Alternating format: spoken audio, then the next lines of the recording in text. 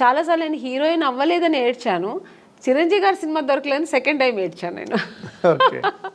అంటే ఈయన పక్కన చేయలేదు అనే ఒక ఏడుపు అప్పుడు వచ్చింది అనమాట. అదే జీవితాంతం అది జీవితాంతం అలా ఉండిపోయిందండి. ఉండిపోతుంది కూడా. ఉంటుంది ఎందుకంటే ఇంకా దానికి ఇంకా ఆప్షన్ లేదు. మళ్ళీ ఏమైనా రాబోయే రోజుల్లో ఏదైనా సిస్టర్ క్యారెక్టర్ సిస్టర్ క్యారెక్టర్ కూడా వచ్చిందండి, నేను చేయలేదు.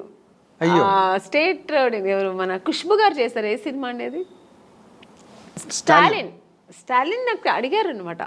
ఓకే, అడిగారు. నేను సిస్టర్ రోల్ నేను చేయను, నేను ఊహించుకోలేను అసలు ఆయన పక్కన అసలు అని నేను చేయనని చెప్పాను. మురుగదాస్ డైరెక్టర్ అడిగారండి, నేను చేయనన్నా.